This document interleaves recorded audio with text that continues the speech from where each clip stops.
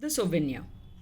With the tip of her nose pressed to the window of the space shuttle, Sayali sat gazing at the view outside for so long. Still, she didn't seem to be contented. She had read the description of this view several times before and had seen this scene on the video too. But this was different. Reading the description was one thing, watching the pictures and videos captured by the camera was another, but getting an opportunity to view that amazing panorama with your own eyes, being present physically right in the midst of it, was indeed an out of the world experience. No matter how long she sat gazing, her awe and wonder did not seem to abate. The earth gradually appeared to get smaller and smaller in the sky. The azure blue sky was now looking jet black. The clouds had disappeared. The stars were shining bright.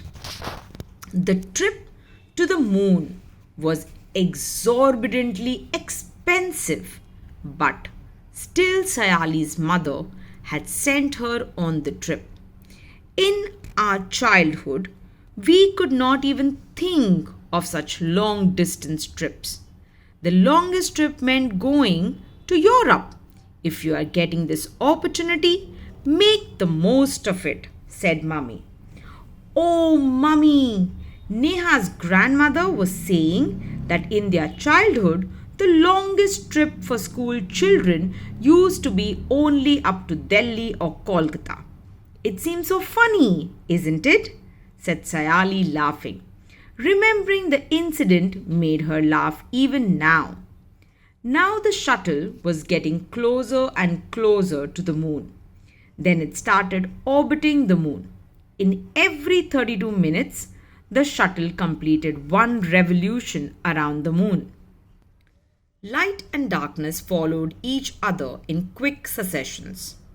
The dome-shaped settlements on the moon which resembled the igloos of the Eskimos were now visible. After some time, Sayali's shuttle made a slow, measured and safe landing on the moon. The door of the shuttle was opened and the children were escorted through an airtight tunnel to the settlement at the Neil Armstrong base. The receptionist at the entrance to the base gave some instructions at the very outset. I welcome you all to the Neil Armstrong base. To make your stay on the moon pleasant and comfortable, I would like you to take certain precautions. Listen carefully to my instructions and please follow them during your stay. You know that the gravitational force of the moon is 1/6 that of the earth. In the human settlements on the moon, a gravitational force equivalent to that of the earth has been artificially maintained. But outside those settlements, the gravitational force of the moon is at work. You will have to be extremely careful when you roam around there. The second point to remember is related to shopping on the moon. You all must be interested in carrying souvenirs back home from the moon. Please buy the articles only from the shops which are inside the dome-shaped settlements. There you will be assured of genuine articles. Do not buy anything from the unauthorized shops outside the settlement. I wish you a very happy and pleasant stay on the moon. A jam-packed 3-day program awaited the children on the moon. According to the Earth calculations, on the moon there were 15 days of daylight and 15 days of night time. The 3 days of the trip were going to be part of the night time on the moon. One of the most important programs of the first day was sky watch. On the earth, it was usually foggy and the stars were seen rarely and only very faintly. There was no atmosphere on the moon.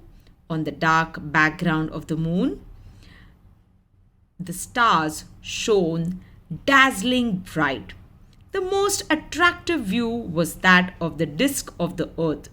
In the moon sky, the earth looked 13 times bigger than the moon in the earth sky. It was also 70 times brighter.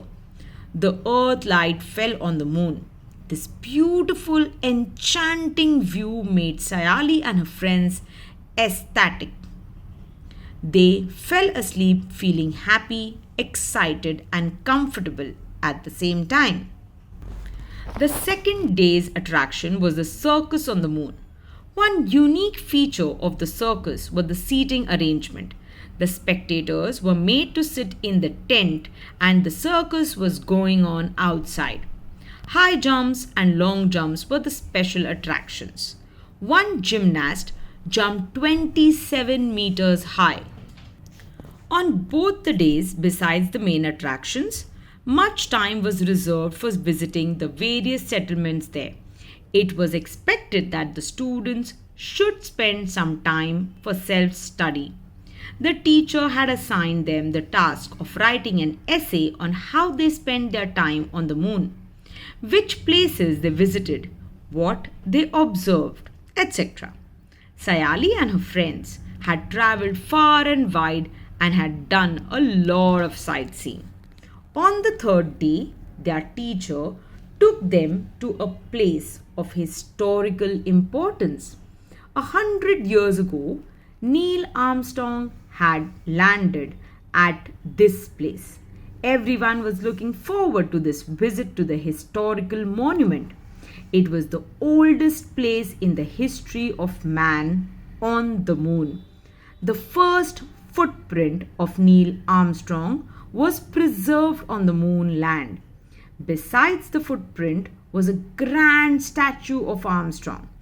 At the base of the statue were carved the first words uttered by a human on the moon. One small step for a man, one giant leap of mankind. The next attraction for the children was that they were going to wear the space suits for the first time. Then they were going to roam outside experiencing the gravitational force of the moon. Be careful when you walk, dear children. Don't run or sprint. You will fall. The teacher was warning repeatedly. But who was in the mood to listen? They hopped, jumped, and ran around. By ornaments specially made from the stones on the moon. Very cheap, cheaper than those available in the shops in the settlement. Cheaper and better. At least have a look. The roadside shopkeepers screamed at the top of their voice. Buy, sister, buy. I'm selling these earrings really cheap. Saying this, he approached Sayali and displayed the sets of shining stones earrings. Sayali suddenly remembered her mother. Tomorrow they were to start on their return journey.